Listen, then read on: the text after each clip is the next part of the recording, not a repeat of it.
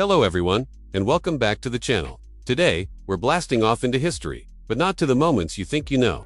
We all know the names: Armstrong, Gagarin, Glenn. These men became legends, their faces synonymous with humanity's leap into the cosmos. But what if I told you that behind these iconic figures, a hidden army of brilliant minds was working tirelessly, their calculations and innovations making it all possible?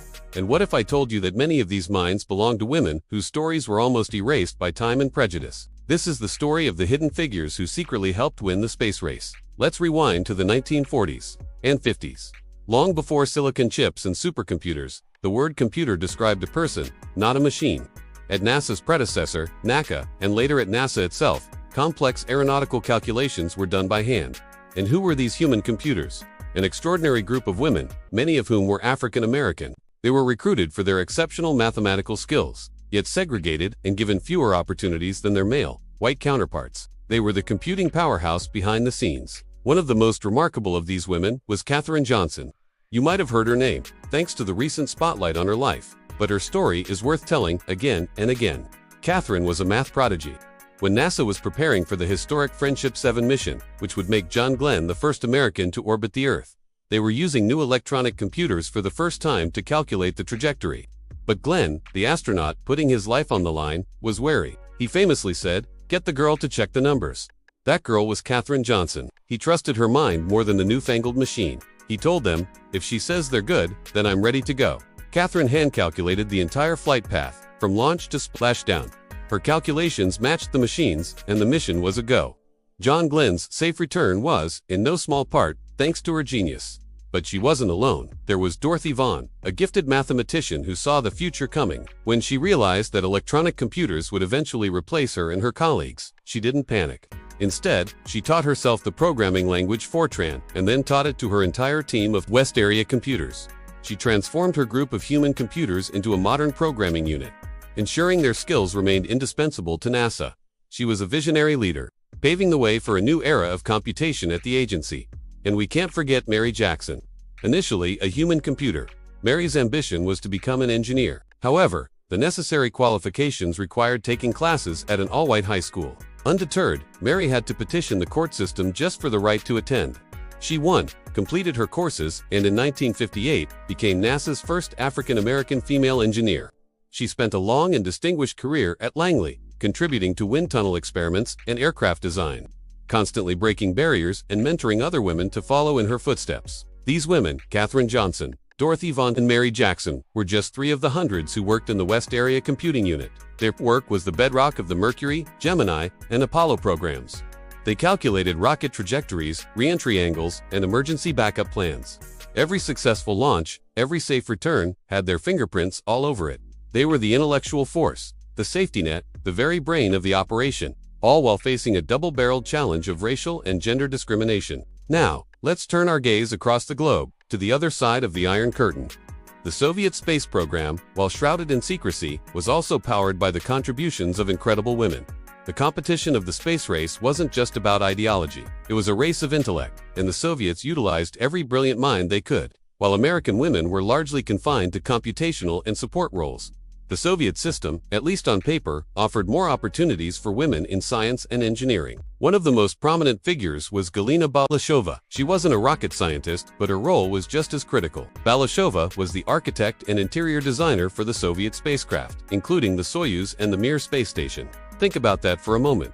In the cramped, dangerous environment of a space capsule, every inch matters. Balashova was responsible for the ergonomics and the human-centric design. She designed the control panels, the living quarters, and even the mission patches. She introduced the concept of a floor and ceiling, using color coding, a dark green for the floor and a light beige for the walls and ceiling to help cosmonauts orient themselves in zero gravity. Her designs were not just about aesthetics, they were about psychology, safety, and function, making long-duration spaceflight bearable and efficient. For decades, her work was classified, her name unknown to the public.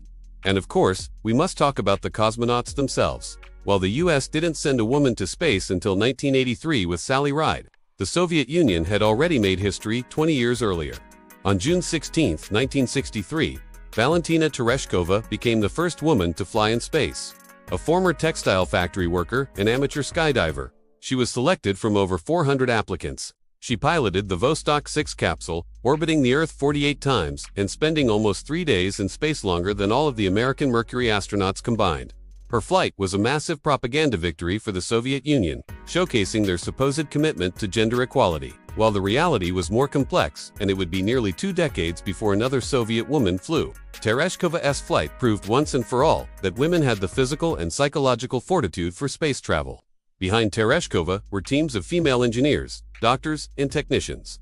Women like Alina Fomina, a leading engineer who worked on life support systems, and Dr. Adelaide Kotovskaya, who helped select and train the first cosmonauts, played pivotal roles. Their expertise ensured that the missions were viable from a human and technical standpoint. They were integral parts of a system that, for a time, led the world in space exploration.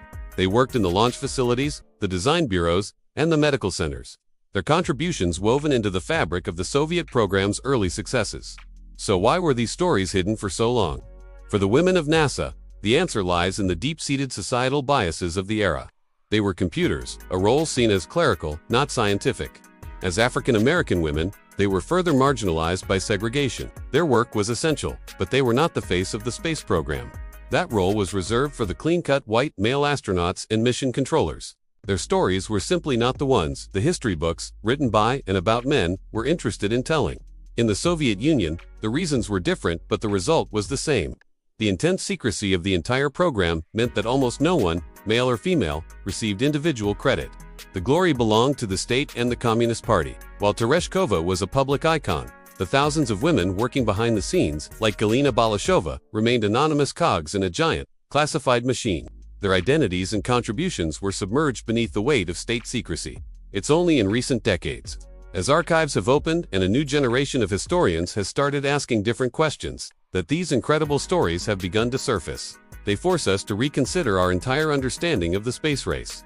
It wasn't just a battle between two superpowers or a race between heroic men. It was a monumental human endeavor, built on the brilliance, resilience, and unyielding dedication of thousands of people, many of whom were women who simply refused to be told that their dreams were out of reach. Their legacy is a powerful reminder that talent is universal, but opportunity is not. They proved that a mind, regardless of gender or race, is the most powerful engine of discovery. As we look to the future of space exploration, to Mars and beyond, let us remember the hidden figures who first helped us touch the stars.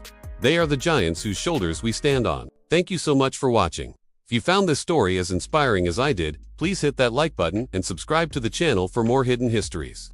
Let me know in the comments which hidden figure you'd like to learn about next. Until next time, keep looking up.